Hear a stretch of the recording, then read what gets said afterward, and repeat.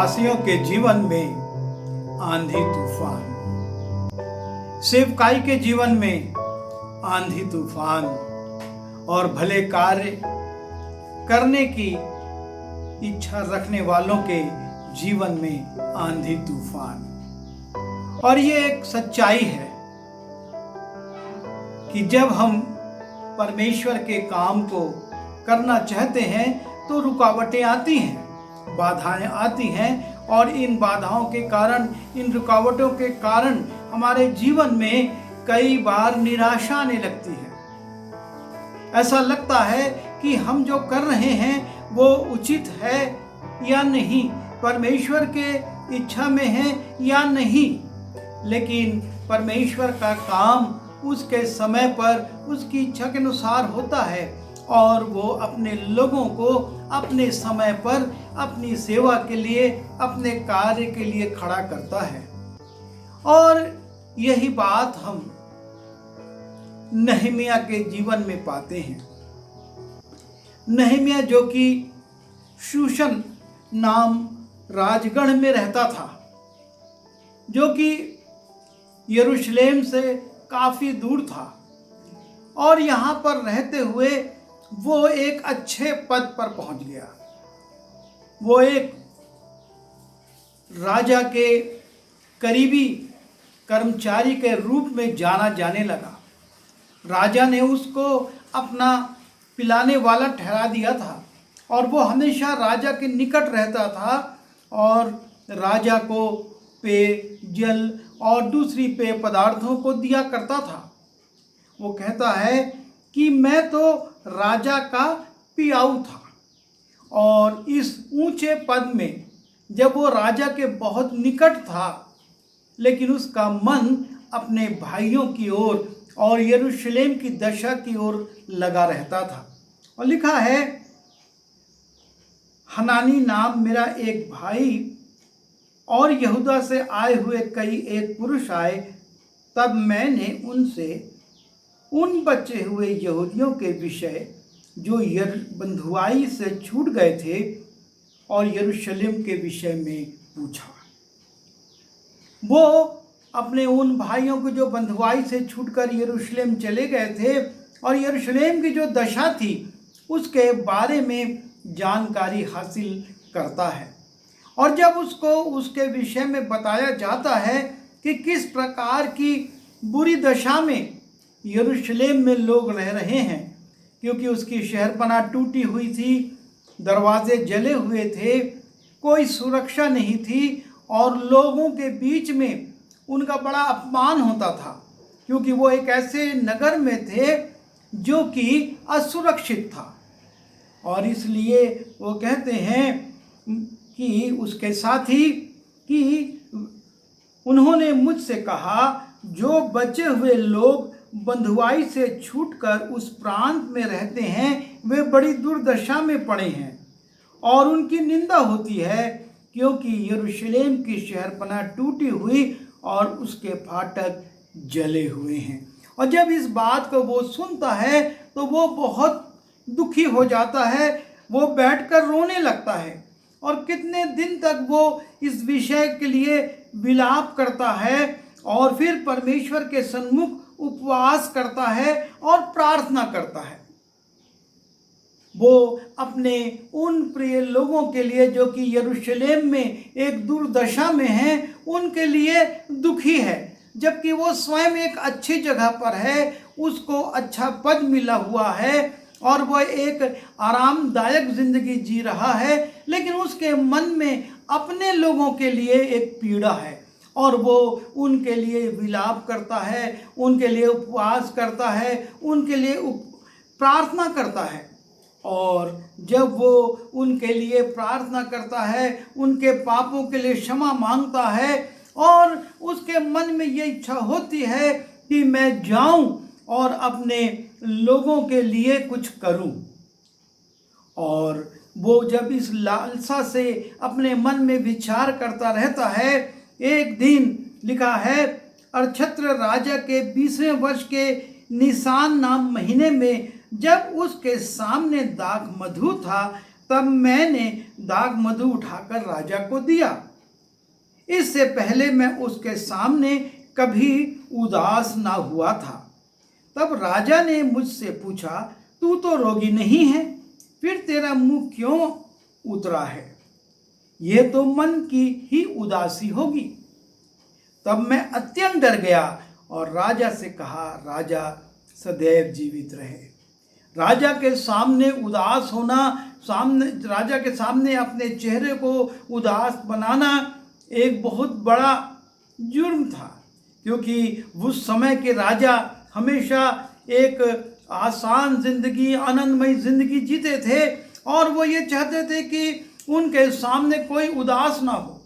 और इसलिए जब ये राजा के सामने में उदास होता है और राजा उसको परख लेता है और कहता है कि तू क्यों उदास है, तू तो स्वस्थ है, क्योंकि बीमार व्यक्ति भी राजा के पास नहीं जा सकता।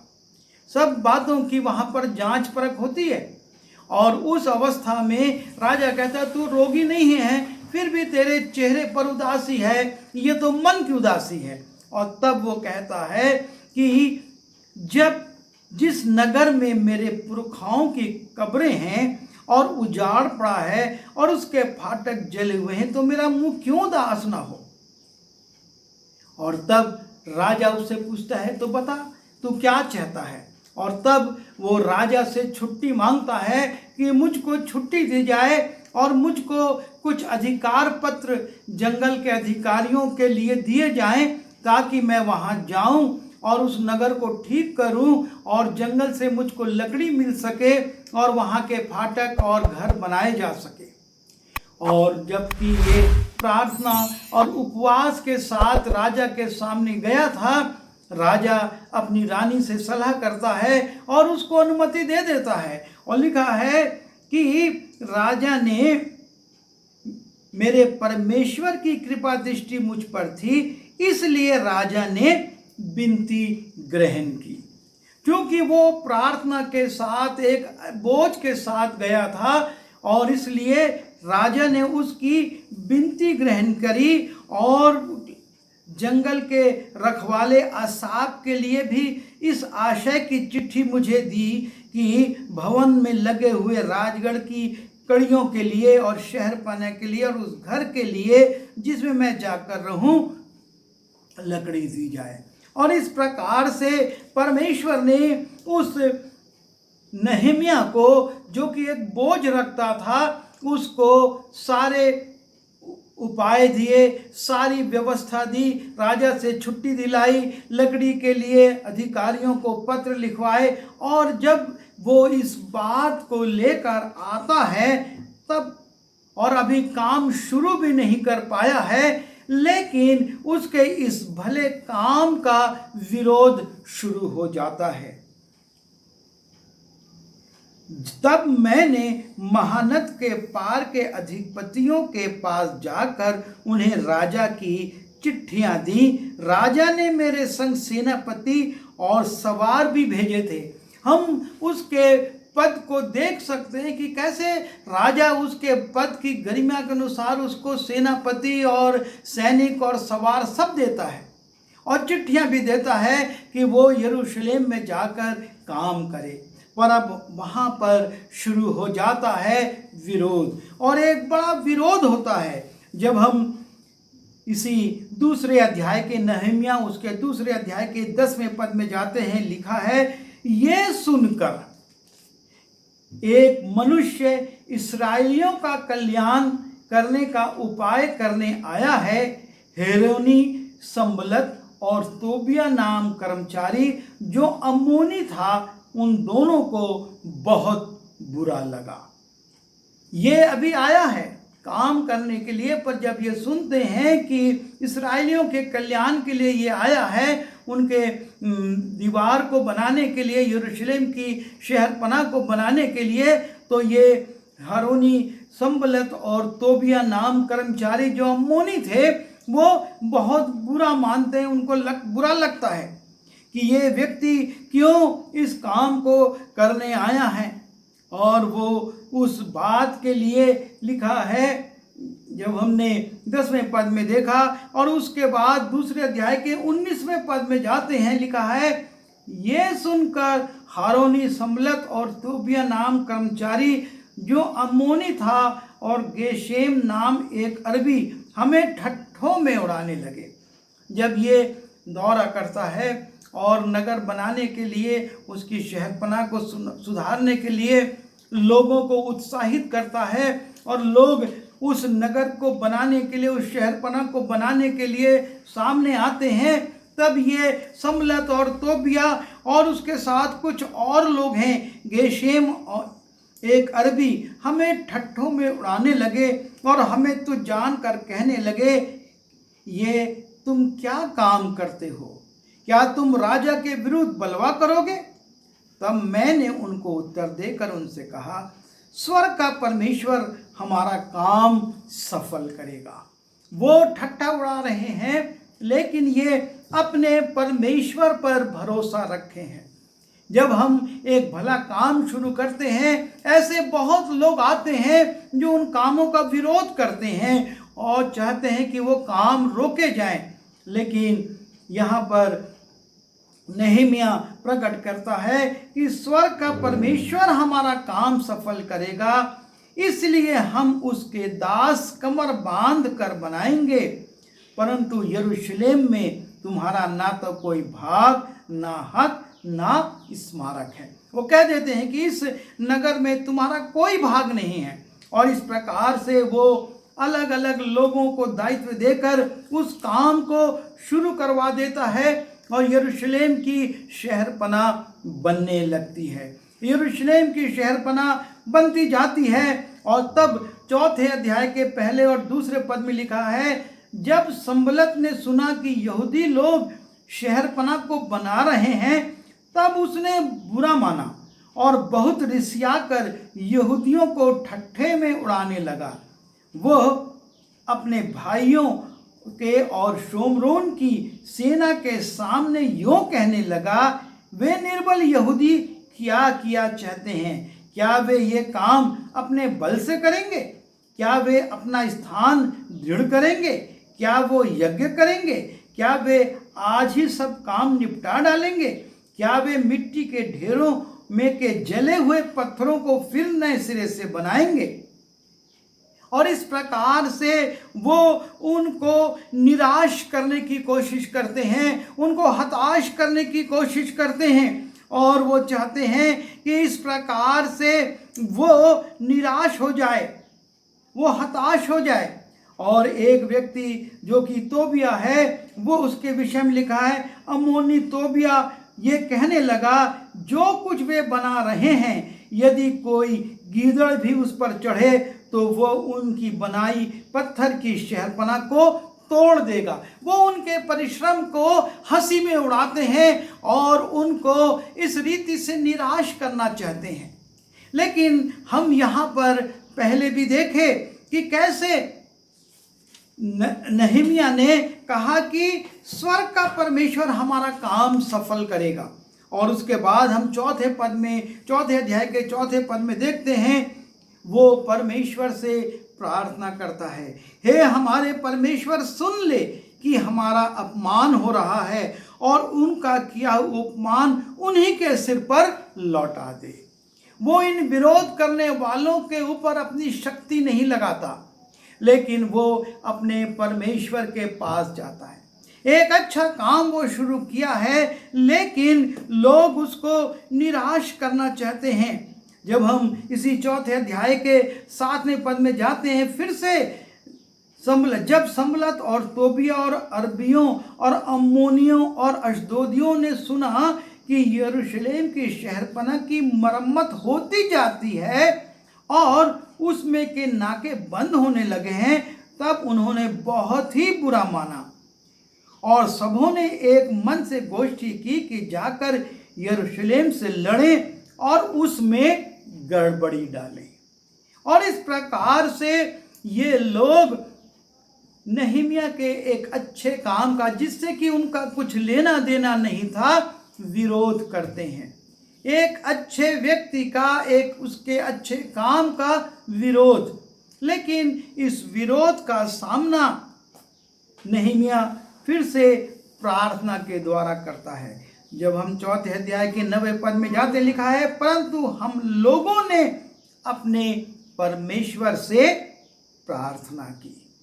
वो परमेश्वर से प्रार्थना करते हैं और उनके डर के मारे उनके विरुद्ध रात दिन पहरवे ठहराते हैं, ताकि पहरवे हमेशा देखते रहें कि कोई आक्रमण या कोई तोड़फोड़ तो नहीं हो रही है। यह बुद्धिमत्ता के साथ परमेश्वर का काम है कि उसको ऐसे किया जाए।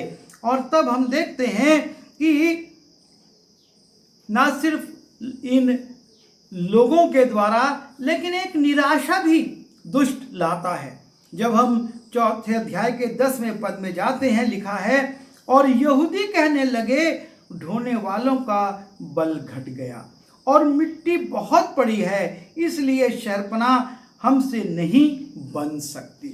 एक निराशा उन्हीं के बीच में आने लगी कि काम बहुत ज़्यादा है, मिट्टी बहुत ज़्यादा पड़ी हुई है और इसको हटाकर बनाना हमारे लिए संभव नहीं होगा। लेकिन परमेश्वर का दास इन बातों से रुकता नहीं है, वो अपने काम को रोकता नहीं है और ये निराशा के विरुद्ध वो कहता है कि और हमारे शत्रु कहने लगे कि जब हम उनके बीच में पहुँचे और उन्हें घात करके वो काम बंद ना करें, तब तक उनको कुछ ना मालूम होगा और ना कुछ दिखाई पड़ेगा। अर्थात वो जो मिट्टी है उसके द्वारा हम इनका विरोध करने के लिए आसानी से जा सकते हैं। और तब वो 13वें पद में एक दूसरी तैयारी भी करता है, लिखा है, इस कारण मैंने लोगों को तलवारें, बर्छियां और धनुष देकर शहरपनाह के पीछे सबसे नीचे के खुले स्थानों में घराने घराने के अनुसार बैठा दिया। वो इस विरोध को देखकर और ये बढ़ती निराशा को देखकर कुछ लोगों को नियुक्त करता है कि वो चौकीदारी करें हथियार लेकर, और वो हथियार के साथ जब बैठते हैं, लिखा है, शहरपनाह के बनाने वाले और बोझ के ढोने वाले दोनों भार उठाते थे। अर्थात एक हाथ से काम करते थे और दूसरे हाथ से हथियार पकड़े रहते थे। और यह है, लोग जो कि निराश हो रहे थे उनमें उत्साह जगाने के लिए उसने उनको हथियार भी दे दिए कि तुम हथियार रखो, किसी रीति से उन मट्टी के ढेरों के पीछे से आने वाले शत्रुओं से तुम भयभीत हो, तुम भयभीत मत हो और तुम उनका सामना करने के लिए तैयार रहो। और साथ ही साथ लिखा हुआ है 18वें पद में, और राज अपनी अपनी जांघ पर तलवार लटकाए हुए दीवार बनाते थे और नरसिंगे का फूंकने वाला मेरे पास रहता था। उसने एक नरसिंगा फूंकने वाला भी अपने पास रखा, क्योंकि बहुत काम फैला हुआ था, सब लोग दूर दूर तक फैले हुए थे। और तब वो कहता है, इसलिए मैंने रईसों, हाकिमों और सब लोगों से कहा, काम तो बड़ा और फैला हुआ है और हम लोग शहरपनाह पर अलग अलग एक दूसरे से दूर रहते हैं, इसलिए जिधर से नरसिंगा तुम्हें सुनाई दे उधर ही हमारे पास इकट्ठे हो जाना। हमारा परमेश्वर हमारी ओर से लड़ेगा। एक बार फिर वो लोगों के विश्वास को बढ़ाता है कि तुम अपनी तलवार पर नहीं, अपनी शक्ति पर नहीं, लेकिन परमेश्वर पर भरोसा रखो, वो लड़ेगा।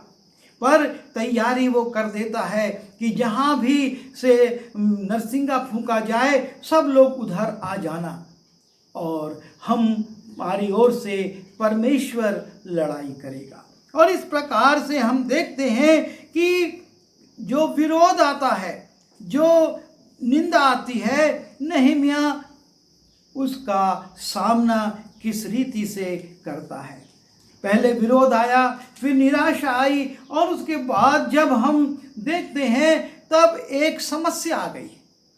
5वें पद में, तब लोग और उनकी स्त्रियों की ओर से उनके भाई यहूदियों के विरुद्ध बड़ी चिल्लाहट मची।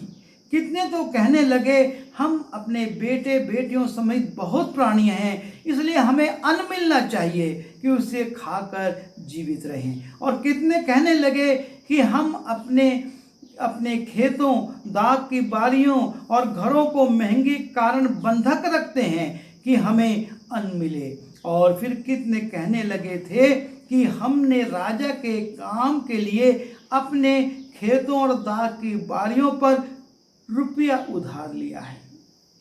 और इस प्रकार से एक अनाज की कमी और लोगों में उनकी चीज़ों की बंधक रख देने के कारण समस्या आ गई। काम एक अच्छा हो रहा था, लेकिन पहले विरोध हुआ, फिर निराशा हुई और अब वहां पर लोगों में समस्याएं आने लगी, अनाज कम होने लगा। और तब वो रईसों को डांटता है और समझाता है कि तुमको इनका बोझ उठाना होगा। और इस प्रकार से नहम्याह एक रास्ता निकालता है। विरोध तो आता है, अच्छे काम के विरोध में परेशानियां तो आती हैं, निंदा तो आती है, समस्याएं तो आती हैं और निराशाएं तो आती हैं, लेकिन नहम्याह उन सब का सामना करता है। और उन सब का सामना करते हुए वो उन समस्याओं में आगे बढ़ता जाता है। और हम देखते हैं कि संबलत जो कि उसका विरोधी था, वो भी शांत नहीं बैठता, लेकिन फिर से संबलत चाल चलता है। और जब संबलत, तोबिया और अरबी गोशेम और हमारे शत्रुओं को यह समाचार मिला कि मैं शहरपनाह को बनवा चुका हूँ, शहरपनाह का अधिकांश जब काम पूरा हो गया, और जब उन्होंने ये सुना, जबकि वो कहता है, यद्यपि उस समय तक मैं फाटक में पल्ले ना लगा चुका था, तो भी शहरपनाह में कोई दरार ना रह गया था। तब संबलत और गोशेम ने मेरे पास कहला भेजा कि हम ओनों के मैदान के किसी गांव में एक दूसरे से भेंट करें, परंतु वे मेरी हानि करने की इच्छा रखते थे। ये फिर से चाल चलते हैं कि उसको बुलाएं और उसके ऊपर कोई आक्रमण करें, लेकिन प्रभु उसकी सहायता करता है और उसको अगुवाई देता। परंतु मैंने उनके पास दूतों से कहला भेजा कि मैं तो भारी काम में लगा हूं, वहां नहीं आ सकता। और इस प्रकार से ये बार बार उसको पत्र लिखने लगा। लिखा है, जब हम 5वें पद में जाते हैं 6वें अध्याय के, तब 5वीं बार संबलत ने अपने सेवक को खुली हुई चिट्ठी देकर मेरे पास भेजा, जिसमें यूं लिखा था कि जाति जाति के लोगों में ये कहा जाता है, और गेशेम भी यही बात कहता है कि तुम्हारी और यहूदियों की मनसा बलवा करने की है, और इस कारण तुम उस शहर को पनाह को बनवा रहे हो, और इन बातों के अनुसार तू उनका राजा बनना चाहता है। और तूने यरूशलेम में नबी ठहराए हैं जो यह कहकर तेरे विषय प्रचार करें कि यहूदियों में एक राजा है। अब ऐसा ही समाचार राजा को दिया जाएगा, इसलिए अब हम एक साथ सम्मति करें। और इस प्रकार से राजा की धमकी दी जा रही है कि तू राजा के विरुद्ध बलवा करने वाला है, तू स्वयं राजा बनना चाहता है, और इसलिए हम आपस में बातचीत कर लें। और इस प्रकार वो उसको फंसाना चाहता है। और फिर राजा की धमकी के बाद जब हम इसी 6वें अध्याय के 11वें और 12वें पद में जाते हैं, वहां पर फिर से वो एक चाल चलते हैं और लिखा है, परंतु मैंने कहा, क्या मुझ ऐसा मनुष्य भागे, और तुझ ऐसा कौन है जो अपना प्राण बचाने को मंदिर में घुसे, मैं नहीं जाने का। वो कहते हैं कि और हम मंदिर में बैठकर कुछ बातें करेंगे। लिखा है, और मैं शहरपनाह के घर में गया जो दलाया का पुत्र मतेहेबेल का पुत्र था। वो तो बंद घर में था। उसने कहा, हम परमेश्वर के भवन अर्थात मंदिर में भीतर आपस में भेंट करें और मंदिर के द्वार बंद करें, क्योंकि वे लोग तुझे घात करने आएंगे, रात ही को वे तुझे घात करने आएंगे। और इस प्रकार से नहम्याह को डराया जा रहा और अनावश्यक रूप से जिसका अधिकार नहीं था मंदिर में घुसने का, उससे कह रहे हैं कि चल मंदिर में छिप जाना तू, ताकि बच सके, और उसको वो फंसाने की कोशिश करते हैं। अच्छा काम करने वाले को नाना प्रकार की समस्याओं का सामना करना पड़ता है, और इन दिनों में हम इसी विषय को देख रहे हैं कि कैसे अच्छे काम करने की योजनाओं के पीछे वो दुष्ट नष्ट करने, रुकाने, उसको रोक देने की कोशिश करता है। और नहम्याह के साथ यही होता है। लेकिन नहम्याह जो कि प्रार्थना करता था, जो कि उपवास के साथ परमेश्वर से मार्गदर्शन लेकर आया था, जिसने बड़ी सच्चाई से राजा से को सब बातें बताई थी और राजा से अधिकार पत्र लिए थे, वो इन बातों से डरता नहीं है। वो परमेश्वर के सामने अपनी बातें रखता है, और तब वो शहर बना और उसके फाटक सब लग जाते हैं। और जब लग जाते हैं तब वो अपने लोगों से कहता है, नहम्याह उसका 8वें अध्याय के 10वें पद में, फिर उसने उनसे कहा कि जाकर चिकना चिकना भोजन करो और मीठा मीठा रस पियो, और जिनके लिए कुछ तैयार नहीं हुआ उनके पास बैना भेजो, क्योंकि आज का दिन हमारे प्रभु के लिए पवित्र है। और उदास मत रहो, क्योंकि यहोवा का आनंद तुम्हारा दृढ़ गढ़ है। और इस प्रकार से उस शहरपना को बनाने के बाद वो उन लोगों से कहता है, अब भोजन करो अच्छा चिकना चिकना और परमेश्वर की स्तुति करो।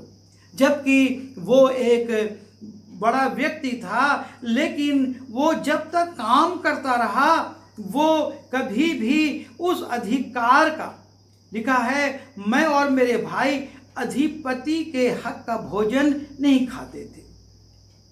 जो मुझसे पहले थे वो उन प्रकार के भोजन को करते थे, पर मैं अधिपति होने के बावजूद भी उस भोजन को नहीं करता था, और मैं हमेशा उनके साथ रहता था।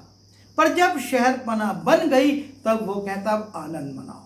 और यह है परमेश्वर के काम को करने का परिणाम। उसने बड़ी ईमानदारी से, शूशन गढ़ में था, वो राजगढ़ में था, पर राजा के पास था, एक बड़े पद पर था, आरामदायक जीवन जी रहा था, लेकिन उसने अपने भाइयों के लिए, अपने देश के लिए, अपने शहर के लिए बोझ को रखा। वो उनके बीच में आया और उसने उनके लिए काम किया। रुकावटें आई, विश्वासी के जीवन में रुकावटें आएंगी, बाधाएं आएंगी, निराशाएं आएंगी, और लोग समस्याओं को खड़ा करेंगे। लेकिन यदि परमेश्वर के साथ वो जुड़ा रहेगा तो निश्चय काम सफल होगा। हमारे जीवन में भी बहुत सी चुनौतियां आती हैं, बहुत से काम आते हैं, और लगता है कि इस काम को करके हम अपने जीवन को जोखिम में क्यों डालें, समस्याओं को अपने ऊपर क्यों लें। लेकिन परमेश्वर उन समस्याओं को हमारे लिए हटाने की सामर्थ्य रखता है। ये समस्याएं आएंगी ताकि हम और भी ईमानदारी से काम करें, और भी तत्परता से काम करें, और समय पर उस काम को पूरा करें। इतना बड़ा शहर, इतनी बड़ी शहरपना केवल 60 दिन में उसने पूरी करवा दी, और सारे फाटक खड़े कर दिए। 12 फाटक खड़े करे गए थे। ये सब परमेश्वर की ओर से हुआ, क्योंकि उसने अपने आप को परमेश्वर को दिया। हम भी जब परमेश्वर के काम को, चाहे वो छोटा हो बड़ा हो, करते हैं, रुकावटें आएंगी, बाधाएं आएंगी, लेकिन यदि हम रहे ईमानदारी से तो काम होगा। आइए हम दुआ करें। पिता परमेश्वर, हम धन्यवाद देते हैं नहम्याह के जीवन के लिए, जो अपने सुखमय जीवन को छोड़कर यरूशलेम की शहरपना को बनाने के लिए आता है। संबलत और उसके साथ ही विरोध करते हैं, निराशाएं आती हैं, और प्रभु जी समस्याएं भी आती हैं, लेकिन उन सब में वो आपके नाम को लेकर बढ़ता है और काम पूरा करके कहता है अब आनंद मनाओ, क्योंकि परमेश्वर का आनंद हमारा दृढ़गढ़ है। प्रभु हमको भी शक्ति दीजिए कि हम आपके काम को करें और उसके द्वारा उस आनंद को प्राप्त करें जो कि संसार के कामों को पूरा करके कभी नहीं मिल सकता, लेकिन जब हम आपका काम करते आप वो आनंद देते हैं। प्रभु जी हम सब की सहायता करिए, विनती यीशु के नाम से मांगते हैं, आमीन।